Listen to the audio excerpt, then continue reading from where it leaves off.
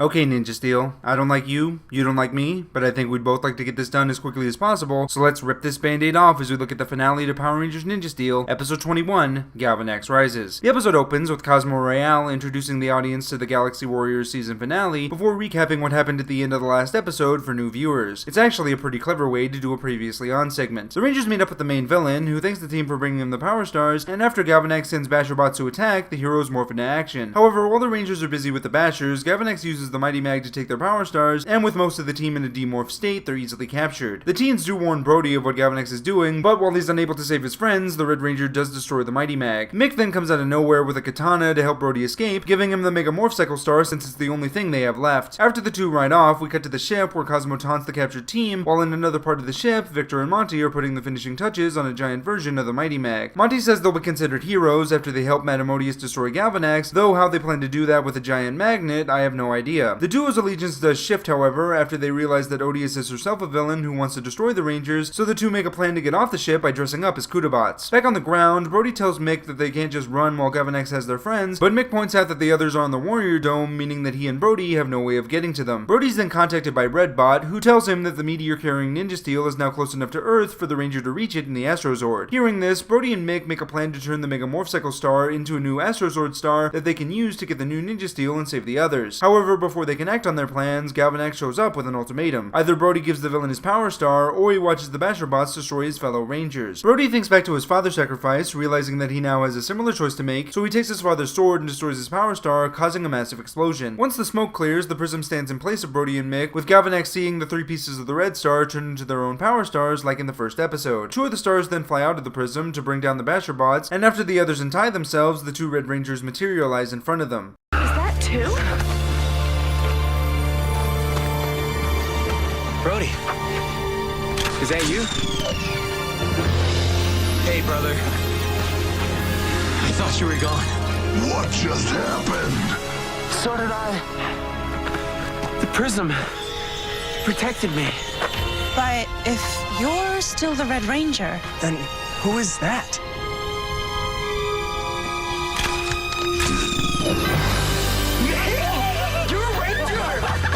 Prism has more tricks up its sleeve than Preston. Alright, Kelson, they finally gave you a suit, and this one's in canon. Galvanax tries to attack the two Red Rangers, but is knocked back by the third star, allowing the other Rangers to retrieve their Power Stars from the villain's dropped title belt. The third Red Ranger then materializes, and with no build-up at all, it's revealed to be Brody's dad, but it's nice to see the Red Ranger's family back together. Dane explains that he was seriously injured after he broke apart the Ninja Nexus Star, but that the prism was able to heal him, keeping him safe all these years. Galvanax vows to destroy the Rangers, so the team morphs into action, and the only problem I have with this lineup is that Leave Aiden isn't also standing with his family. But whatever, the fight is on, with the 8-man team faring pretty well against Galvanax, but the champ soon melts down the stars he's collected into Ninja Steel that he then drinks. With the powers of Ninja Steel, Galvanax is more than a match for the Rangers, and just to better clinch his victory, the champ orders Cosmo to gigantify him. Cosmo says this is the moment we've been waiting for all season, even though I'm pretty sure we saw giant Galvanaxes in episode 7, but the point is the Rangers are screwed with no way to access their Zords. Cut to Victor and Monty, with the nerdy one having some stomach issues thanks to Alien Sloppy ate earlier, but as the two try to trick Cosmo into teleporting them to the ground, the host figures them out. Wait a second!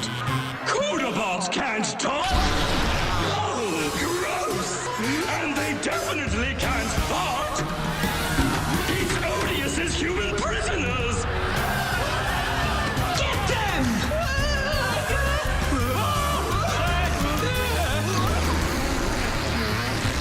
That's disgusting! I think I'm gonna faint! Good job, Monty! Hit the button, Victor! Hit the button!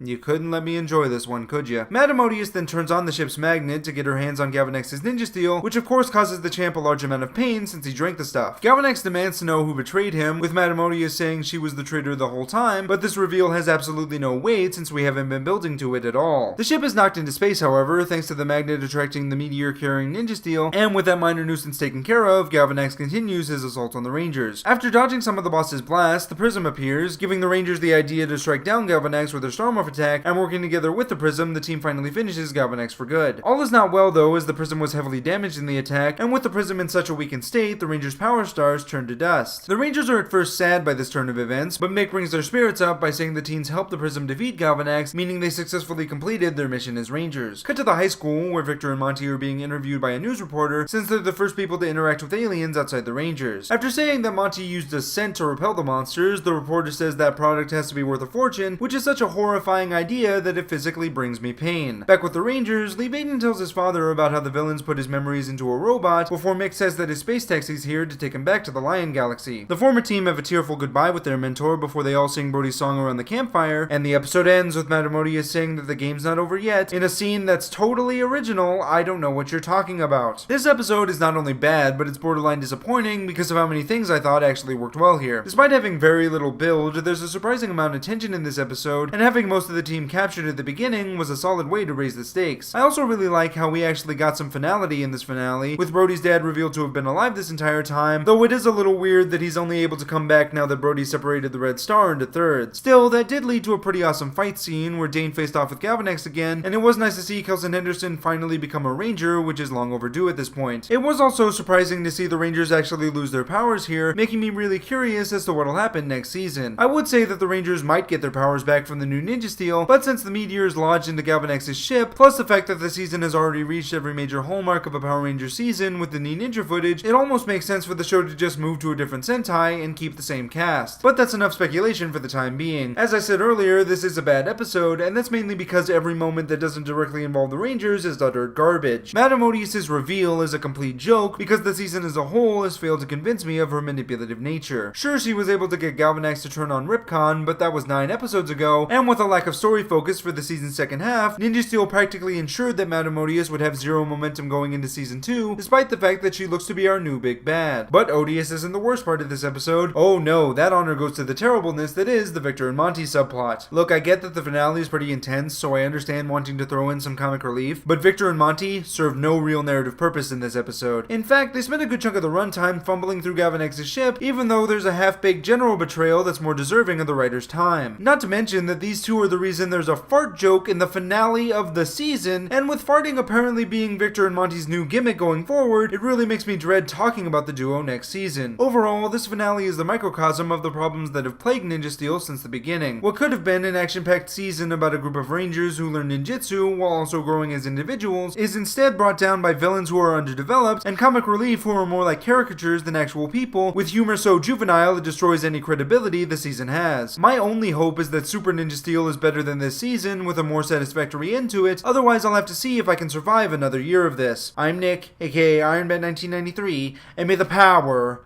protect you. Please subscribe for reviews of Ninja Steel, episode reviews. Also check out Dino Charge reviews too, episode reviews. Also there's Ninjago, which has reviews too. Go! Please subscribe.